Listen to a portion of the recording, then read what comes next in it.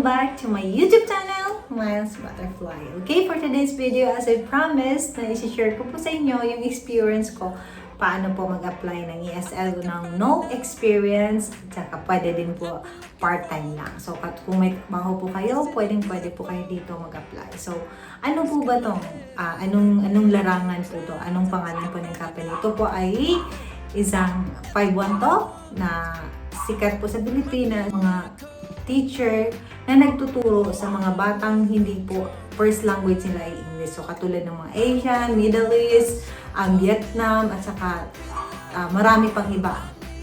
Okay? Unang ginawa ko, paano ako nag-apply ng walang experience. So, first, nag-research po ako sa kanilang website. So, isi-share ko po sa inyo. And then, mag-fill up lang po kayo. After that, mag-i-email sila sa inyong email. Then, mag-i-schedule ka po nila kung kailan po yung initial interview. So, kung available ka, mag-choose ka lang ng time. So saan ka po nila i-interview? So, sa panahon ko ay pina-download ako ng Skype. So, babasahin kayo ng simpleng words kung kaya nyong i-pronounce. Mga basic lang naman po. So, after that, kung okay ka na at nakapasa ka po, mag-i-email po sila ulit. Mag-i-email po sila ulit kung kailan po yung second interview. So, sa second interview, parang tutulungan ka po nila, i-orient ka po for the final interview. So, ganun po yung second step na na-experience ko. I-orient ka nila, ipapakita nila kung paano mag-demonstrate, kung paano para sa final interview. So, ano po ba yung final interview na yun? So, ito yung final na syempre kung ikaw ay makakapasa or tinatawag namin sa 5-1 talk, ikaw ay boarding na. So, yes, sa final interview, sino yung mag-i-interview sa inyo? Meaning, actor ka talaga na mag-a-act or magtuturo. Sabihin naman niya, kunwari, isa po akong 5 years old na bata or 7 or teen. So, yes, meron pong teen, meron pong adult na available dito sa larangan ng 5-1 talk. So, international din po. So, after that, kung okay ka na, magme-message po siya agad kung pasado ka po. Okay, so, mabilis na lang yung result. Kung sabihin niya na i-refer ka na for the boarding, meaning, lilipad ka na, meaning, pwede ka nang isalang. Okay, so, hirap ba o madali? So, for the first time, ibibigay naman nila yung lesson or yung ibibigay nila yung parang PowerPoint. Tapos, depende na lang sa'yo kung paano mo siya i-deliver.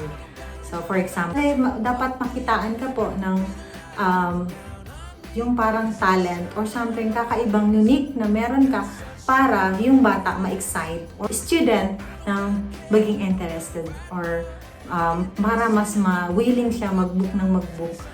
I-rebook ka ng rebook para matuto siya. So, yes. So, isa po akong maswerte sa masasabi kong sa larangan ng 5-1 talk. Isa po akong laging fully booked. Hindi po ako ganun kagaling. But I'm sure na yung estudyante ko, meron siyang matutunan nang hindi siya nape-pressure. So, yun po isa sa sekreto ko that time. So, kaya po ako siguro pumasa. Okay, so kasi depende po yun kung nakikitaan kayo ng potential. Kahit hindi kayo sobrang kagaling, kasi I admit na hindi ako galing sa sobrang galing mag-pronounce ng mga words.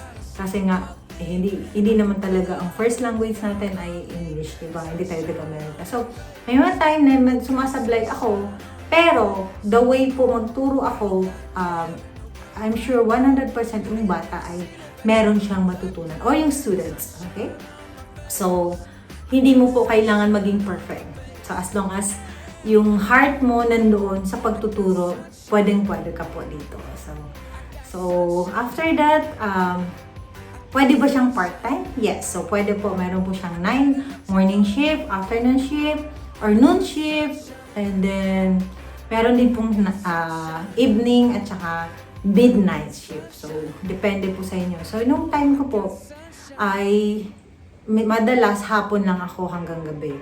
So, kasi minsan gabi na ako nag-start. Something 6 p.m. to hanggang umaga. Kasi nga, nakuha po ako sa international na teacher. I mean, kasi meron kasi siyang Asian, so depende kung saan kayo assign. So, ano po yun, parang sobrang thankful ako. Nakuha pa ako sa isang international teacher, meaning, sakop ko po siya lahat. So, pwede pong Middle East, pwede pong basta halos lahat ng may access yung profile ko. So, kaya palagi akong fully booked that time. So, worth it ba maging ESL? Yes po. Sumasahod po ako ng almost 24K a month nang hindi po siyang, hindi po yun full time.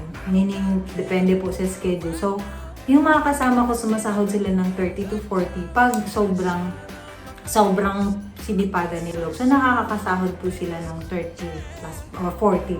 Ganun. So, worth it naman kung gusto mo lang ng part-time. For example, mag-start ka ng 6 p.m. to 9 p.m. pwede po.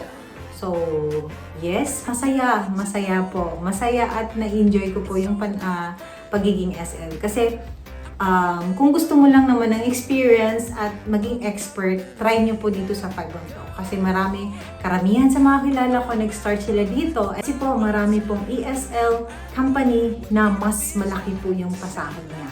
So, like for example, meron pong 225 minutes.